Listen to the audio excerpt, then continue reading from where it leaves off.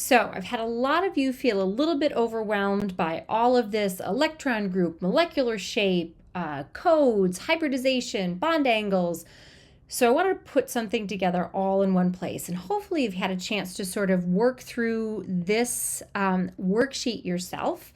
But what I wanted to do was sort of have a companion piece that has the answers for that, but also I brought my model kits so that we can sort of try to work through and understand this together.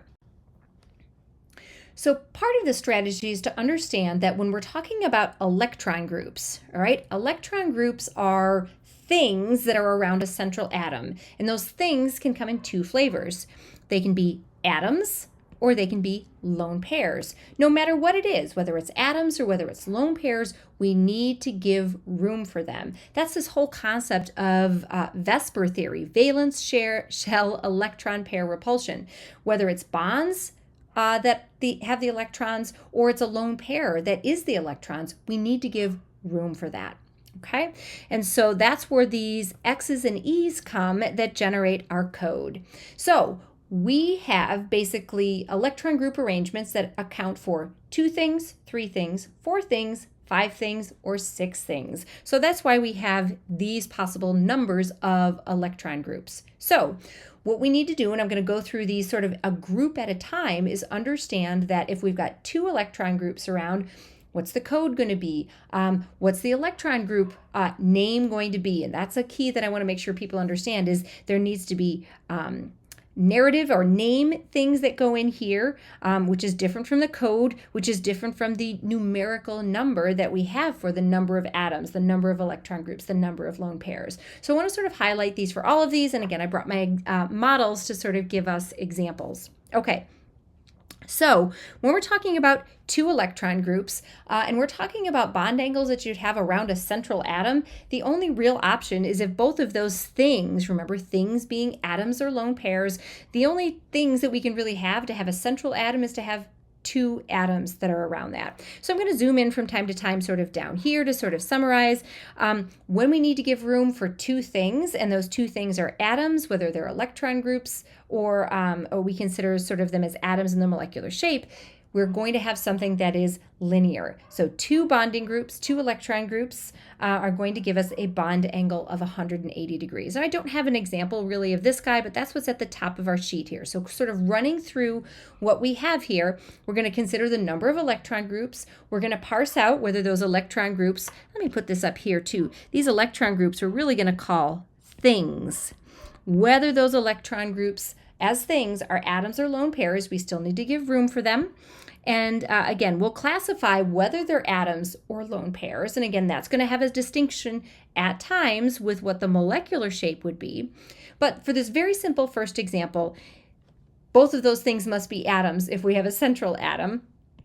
Code is going to be AX2. Remember, codes always take that flavor of AX, subscript the number of atoms, because X's are atoms, E, subscript the number of lone pairs. Keeping in mind that if we don't have any lone pairs, we don't have an E at all. And if there's 1 lone pair, we don't put a subscript of a 1 there. Okay, so if we've got 2 things attached to a central atom, that's going to be a linear molecule. Molecular shape, because all of those things are atoms, we were going to see a match between the electron group name and the molecular shape name. Bond angles, to give everybody in that sort of situation enough room, is going to be 180 degrees. And here's where hybridization sort of ties in. I want you to remember this SPPPDD. Okay, so what that refers to is as we're filling electrons into orbitals, we have 2 electrons that go into an S orbital. We've got 3 p orbitals, each holding 2 electrons. That's where our 6 p electrons come from. And then we have 2 electrons that can go into each of the first 2 d orbitals. You'll notice how there's 6 letters here. There is absolutely a connection between the number of electron groups and hybridization. It's as simple as this. When we have 2 electron groups, we need to grab the first 2 letters, so that's going to be SP. You'll see how this plays out in the next one that we have here, but when you grab 3 letters, SPP, we say that hybridization is SP2. that 2 actually is going to become a superscript, but we don't say sp squared. It's sp2. Okay, so let's go through then our next example here. That was pretty simple with our first one with 2 electron groups. Okay, 3 electron groups. Okay, now when we have 3 electron groups, we can either have a situation where all 3 of those electron groups are atoms and we'd have a code that's AXE, or we can split where we have 2 atoms and 1 lone pair. Okay, code then becomes AX2E. You'll notice that no matter what the things are, whether they're atoms or lone pairs, the electron group name is trigonal planar. Anything that's trigonal planar, to give everything as much room as possible, is going to put the 3 things at 120 degree angles from each other.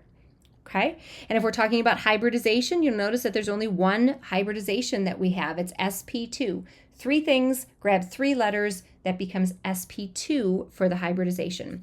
Now, what we'll see here, I'm going to zoom in so that we can see this here. I don't have a specific example of this guy here, but when we have a trigonal planar electron group arrangement and all of those are atoms, then we're going to have a trigonal planar molecular shape. Now notice here, when we replace one of those atoms with a lone pair of electrons, we still need to give as much room. We still need to maintain that VSEPR theory. But now when we ask the question, what does that molecule's shape look like? It doesn't look like it's trigonal planar. It looks like it's V-shaped when I only consider what I physically see. We really don't consider ourselves seeing electrons, but we still have to give room for them. Okay? Now, anytime that we start putting electrons in here, even though it doesn't look like we see them, they actually are a little bit greedy for space, and they're going to push out and down, and they're going to make this bond angle actually be less than 120. So you don't need to know exactly what the number is, but anytime we throw a lone pair in place of an electron, we squeeze those atoms a little bit closer to one another, and we're going to make the bond angle be less than what it typically is.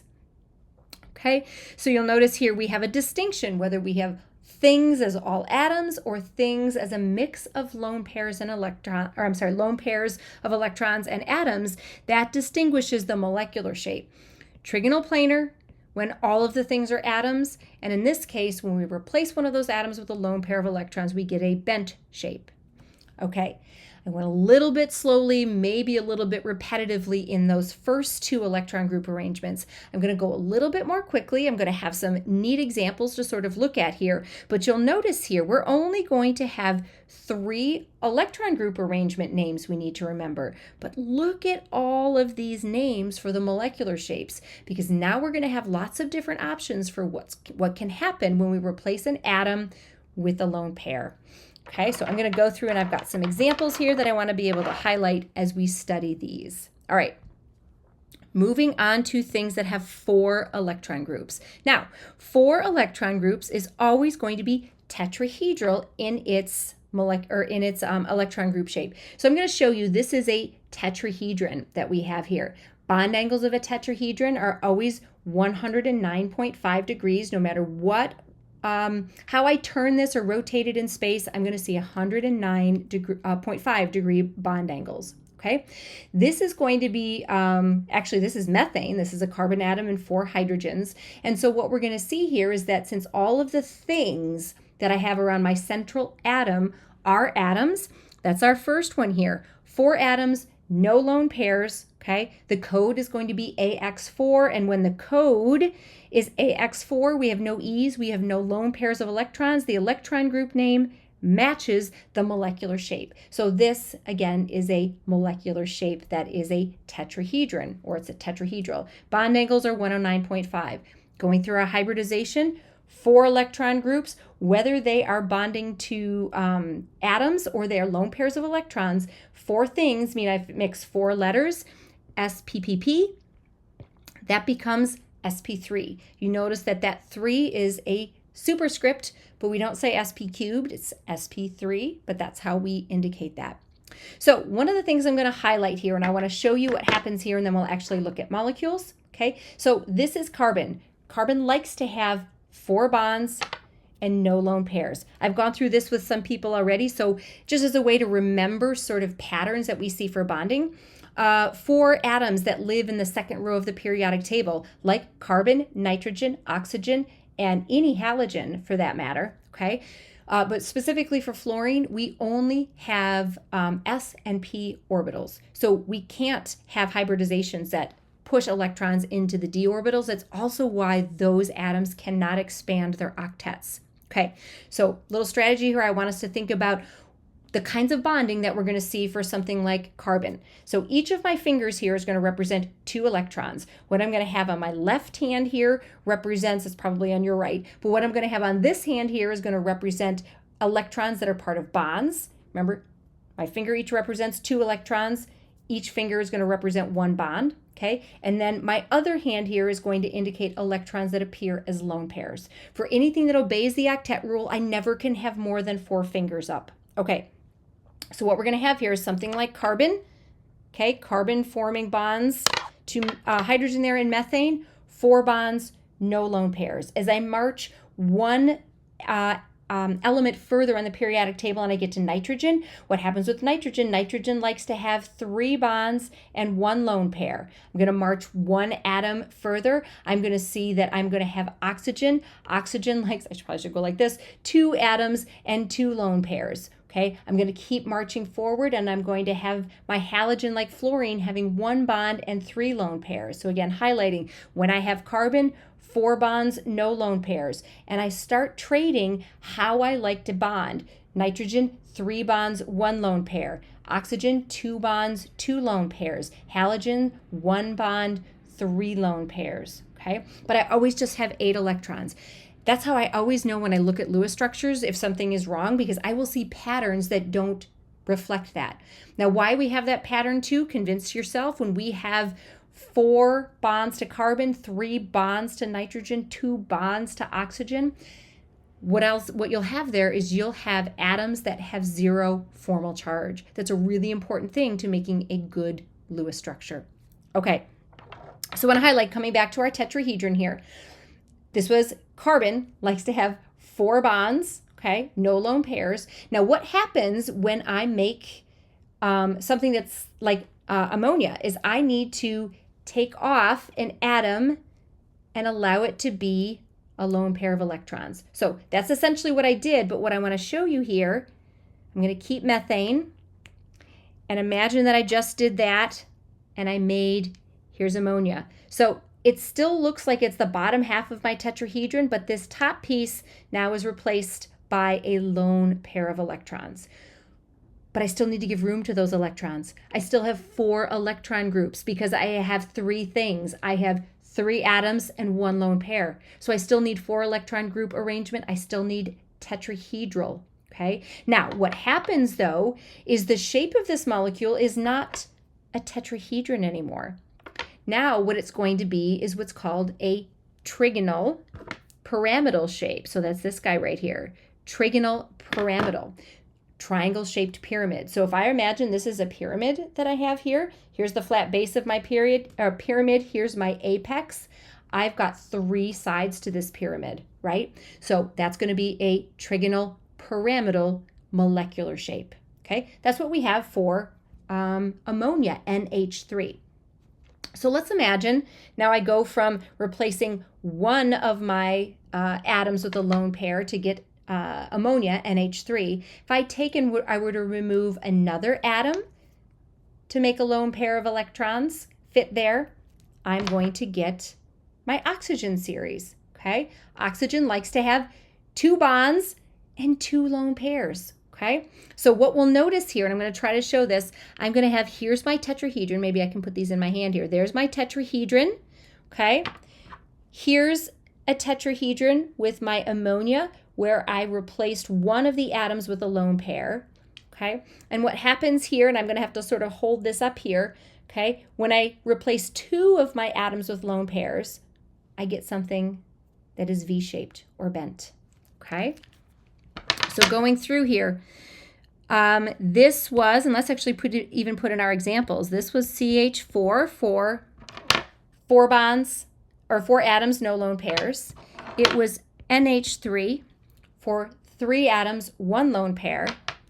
And then for H2O, it was 2 atoms, 2 lone pairs. Okay, look what our codes are here. AX4, AX3E, AX2E2 all have tetrahedral electron group arrangements. Okay, but my CH3 is tetrahedral. My NH3 is trigonal pyramidal. My H2O is bent. The base angle number you need to remember is 109.5 for a tetrahedron. When I start replacing atoms with lone pairs, I scrunch the atoms closer together and my bond angles get less than that typical standard bond angle. But for all of these, because the electron group arrangement is tetrahedral, my hybridization is sp3. Okay? All right, so those were those examples. We're going to move on to 5 and 6 electron group arrangements. Okay, and you'll notice we've got lots of options to think about here in terms of the different names that we'll have when we have something that is has 5 or 6 electron groups. Now keep in mind, 5 or 6 electron groups requires that we have something that expands its octet, because we are going to have hybridization of sp3d and sp3d2. So what we're going to see is we're going to have central atoms that are in the 3rd row or below on the periodic table. So that little bit of a review of quantum numbers, if n equals 3, 3rd row of the periodic table, my L can be equal to 0, 1, or 2. L of 0 is an s orbital, L of 1 is p orbitals, L of 2 is required in order to have d orbitals. Wow, I know there's so much here, right? But I wanted to, again, take this time to try to put it all together for you. Okay, so here is a structure of something that has 5 electron groups, right? So I've got a central atom, and in this case, there's 5 atoms that are surrounding it. So as this model that I'm going to use here, I want us to think about these white spheres being atoms that we have here, and we'll highlight in just a minute what's going to happen when I replace some of these atoms with lone pairs. Okay, so here's what we're going to see for 5 electron groups. We call this electron group arrangement trigonal bipyramidal. So remember when we had this was NH3, this was trigonal pyramidal. What sort of happens here is I have that same sort of a situation on top. I've got 3 atoms at my base, and then I've got a 3-sided pyramid on top, but then I have another pyramid on the bottom. So it's trigonal bipyramidal. Okay, the trigonal one is a little bit weird, right? Because there's 3. Think about things or ways that this stuff can become confusing. I've got 3 names that have trigonal as part of them. I've got trigonal planar, trigonal pyramidal, and now trigonal bipyramidal. But if you think about what those names mean, hopefully it'll help you put context in. Okay, so the example that we went through in class for this guy was something like PCl5, a phosphorus at the center. Phosphorus is in the 3rd row of the periodic table below nitrogen, but it's going to allow us to expand that octet. And then Cl5. So let's imagine that all of these white spheres are chlorine atoms. That would have a trigonal bipyramidal electron group arrangement. Code would be AX5. Because there are no lone pairs, my electron group arrangement name matches my molecular shape name. Okay, so that's what we have here. Now, we have to have 2 bond angles for this molecule, okay? Because what you'll see here is this is a 90-degree bond angle between these 2 atoms, but I'm going to turn it on its side here. When I'm looking down this central piece, this is 120. So what we have here is we have a distinction between atoms that are axial and atoms that are equatorial. So again, these 3 are my equatorial. So you want to be able to look at this guy and see those different spaces. So axial positions, equatorial positions. So along an axis and along the equator. That's why we call these. Now, this is key for understanding how we're going to create different molecular shapes when we replace atoms on a trigonal bipyramidal electron group arrangement. When we replace atoms with electrons, we always take them off of the equator. Okay, that's the key piece. So what we're going to do is we're going to march through here, and we're going to take 1 electron group off at a time that was an atom, and imagine that it's a lone pair. All right. Back from my little detour there. Okay, so we're going to march through the 4 options that we're going to have, starting from a trigonal bipyramidal that has all 5 of its electron groups as atoms. That again is going to have the molecular shape name match the electron group name. So what I'm going to do is I'm going to start taking off one at a time. So I've got 3 options to take off atoms, but I'm leaving space for what's going to be a lone pair. So if I take off this first one, okay, now what I have is I have a seesaw. Okay, so that's why this is called seesaw. So that guy there is seesaw. If I think about bond angles, okay, this is still 90 degrees. Okay, but now what happens, since I have a lone pair here, I'm going to squeeze these guys in just a little bit. So what's going to happen is now I've got less than that 120 degrees. Okay, now you might also think that this might get to be a little bit less than 90 because everything sort of tries to get squished a little bit to give as much space as possible to that lone pair of electrons. I know that's a little counterintuitive. You're thinking, well, that's just electrons. Like, why do I need to give more space than I do for atoms? That's just how it is. Okay, so continuing and marching through, now I'm going to take a second atom off, leaving room for a lone pair, and the shape that I have is T-shaped. Okay, now the only things that I'm going to have here are bond angles that are 90, but again, if I've got lone pairs here and here, they're going to be squeezing these together, and that's going to make the bond angles less than. Remember, anytime that I have lone pairs of electrons that have replaced for atoms, I'm going to likely be squeezing things together. Okay, last one here. This is my last equatorial position. Okay, and now I'm left with something that is linear. Linear is just going to have bond angles of 180. All right, so that was our 5 electron group arrangement. Last one here. We've got 6 electron groups. Okay, I had someone ask today, well, okay, this makes sense. Tetra is for 4 and so forth. Octa, how does that have to do with 6? Well, what we have here is if you were to imagine filling in this shape of this, okay, I've got now 4 atoms that are sort of around an equator. Here's my axial pieces, okay? So what I'll have here is I will have a pyramid that has a square base. A pyramid with a square base has 4 sides. So I've got a 4-sided pyramid on top, 4-sided pyramid on the bottom that really gives a polygon that has 8 sides. So that's why it's called octahedral, because it is an 8-sided sort of polygon. Okay, so we only have, there's lots of symmetry that happens when we have with something that's octahedral. So what we really are only going to have is we are only going to have the removal of 1 and 2 electron groups. And that's because you'll notice here that no matter how I rotate this, like I still always have 4 around the equator and then 2 sort of at the axial positions here. So one of the things you want to remember is when I'm working with this system, it's the equatorial atoms that we're going to replace with lone pairs, okay? So if I have 6 electron groups all as atoms, my octahedral electron group arrangement becomes an octahedral molecular shape, okay? So what I want to think about doing now is if I take off 1 atom and replace it with a lone pair of electrons, I'm just going to flip this up so we can see this like this. What I'm going to have is a square pyramid. There's my square pyramid. Okay, so it's going to be a square pyramid that we have there. Oh, I should have probably said bond angles here. Every bond angle here in this octahedron is 90 degrees. So when I take off 1 atom and make it into a lone pair, I get a square-shaped pyramid, square pyramidal. Okay, now lone pair of electrons down here is going to be squeezing all of this stuff closer. So I'm going to have bond angles that are less than 90.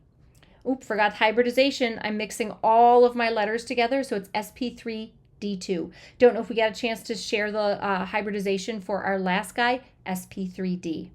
Okay, last one, remove that last axial sort of atom and replace it with a lone pair of electrons. Now I have a square that is in a plane, so square planar. That's how we get these names, right? So hopefully going through this, you sort of see all of these different options and names for shapes and so forth. The last piece that I want to just kind of run through really quickly, because it's sort of tied to all of this, is why it's so important to think about all of this is every time we have one of these molecules where we have an atom bonded to another atom, right? We have to ask the question, is this bond polar? Rules for polar molecules and polar bonds are this, okay? You cannot have a polar molecule unless you have polar bonds. So something like methane, CH4, The carbon-hydrogen bond is not polar. Here's how you determine if a bond is polar. You ask the question, two atoms that you are bonded together, are you the same atoms? If the answer is yes, for what we do here, we're saying no, that is not a polar bond. Then you ask the question, if you're different, you ask, are you carbon and hydrogen? And if the answer to that is yes, you are not a polar bond. So any other bond that is not two of the same atoms and not carbon and hydrogen, you will answer yes, you are a polar bond. We need to know how to draw dipole arrows. So when we're talking about, let's take, for example, ammonia here, NH3, we have nitrogen and hydrogen. Nitrogen is more electronegative than hydrogen, so if I were to draw a dipole arrow, I would draw an arrow pointing towards the nitrogen, which is the more electronegative atom, and yes, this would be a polar bond. So we talked about this in class. Let me see if I can, no, actually I didn't put that on.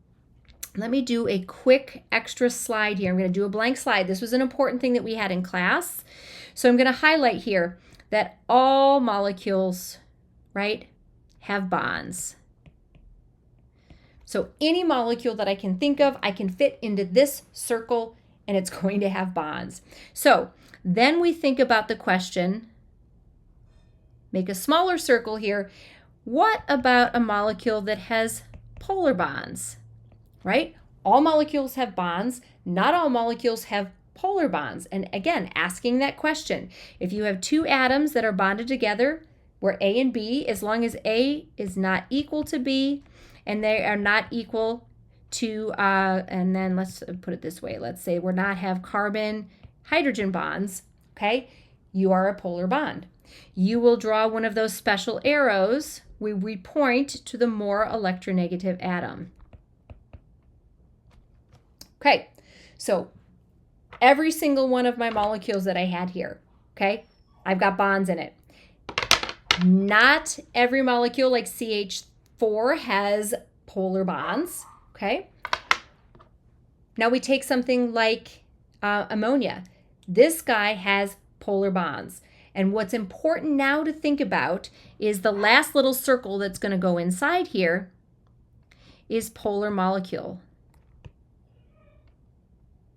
Okay, so as an example of something that has bonds but is not a polar molecule, I'm going to have CH4, okay? If I have something that has polar bonds but is not a polar molecule, something like carbon dioxide, okay? That carbon-oxygen bond is polar, but the shape of the molecule allows those polar bonds to cancel one another out. And that is the whole key here. That is why we spent all of this time thinking about the molecular shape. Because if those polar bonds can cancel each other out, I do not have a polar molecule. So, classic example here, polar bonds and shape that allows us to have a polar molecule, water. Okay, so last thing to think about there with that is how we think about how polarity sort of plays into all of this. And I'm going to have to go get Daisy because she's barking up a storm right there. But that hopefully, and I know this video is a little bit long, but for anybody who's struggling kind of putting all of these pieces together with electron group arrangements, electron group name, molecular shape name, bond angles, hybridization, polarity, all of that, that all sort of is summarized in sort of this sort of picture and this overall piece. So I hope that's something that sort of helps you study and prepare for this upcoming exam.